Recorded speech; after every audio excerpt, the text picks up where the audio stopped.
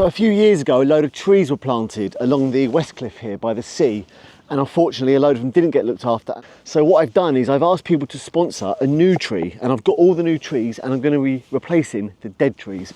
Just take a look how dead this is. It's just completely, look at that, it just falls out the ground, it's rotten at the bottom. Absolutely terrible how they just plant them and leave them. And this one over here is a lovely field maple, and this is all just completely dead. Look at that, dead as you like. They're just falling apart, they're brittle and dead. It's so frustrating. So in with the new.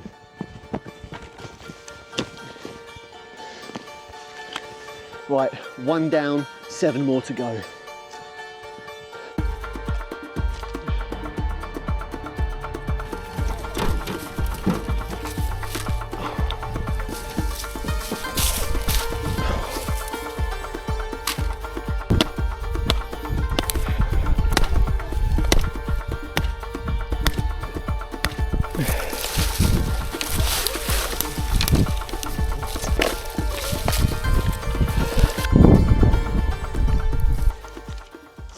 This spade I'm digging with is about 70 years old. It was my granddad, who's passed on now, and he bought this spade as a wedding present for himself. And it's so old and so good, and my granddad and my grandma taught me a lot about gardening, and I'd love them to know that this spade has gone on to do a heck of a lot of gardening and plant a lot of trees.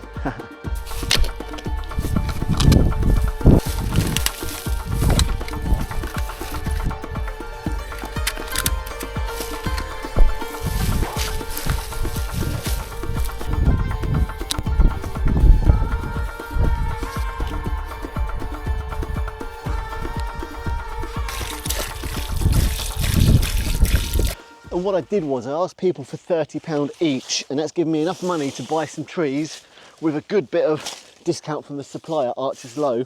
And I'm going to be putting a little tag on each tree so people can have their tree in the name of someone with a little message on it. I'm just putting out these old trees that are completely dead. Look at that, isn't it absolute madness? And I'm reusing the stakes, I'm reusing the strimmer guards, I'm reusing what I can. And I'm on tree number 5 of 8 now. And this is the best time to be planting a tree. It's November at the moment, so planting the trees in winter helps to ensure that they get a good old soak for a few months before the harsh summer comes. And it'll be really important that me and hopefully people that sponsored the trees will come out and water them regularly, especially in dry spells.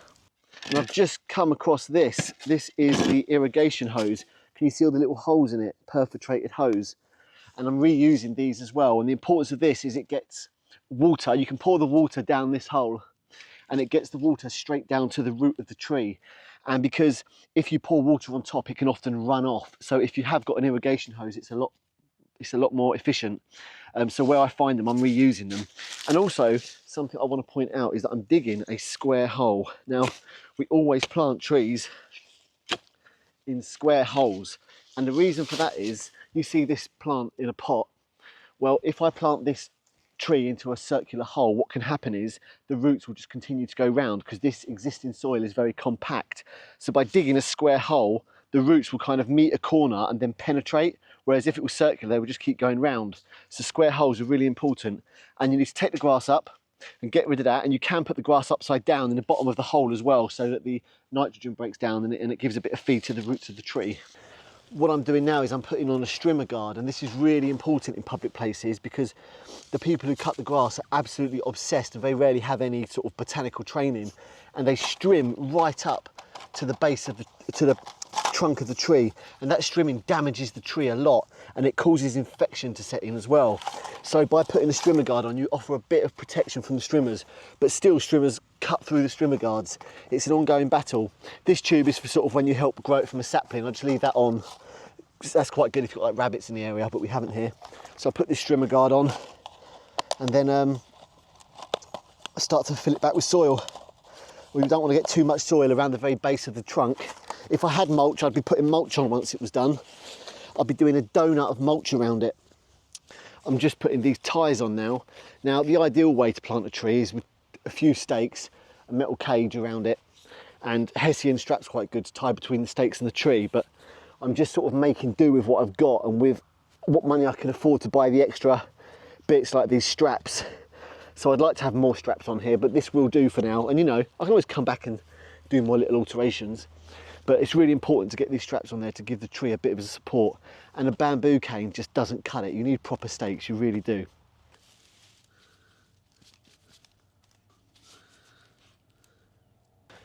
Right, this is the last tree going in, tree 8 of 8. How about it? And I actually got a last minute donation from Mary over Cats in Crisis. I've already planted the tree, so I'm going to use that to buy native daffodils, and I'm going to come back and plant native daffodils at the bases of all these trees. So how about that? If you see trees that have been planted that are dead, replace them. Someone's got to do something, and you are someone. Cheers guys, get wild.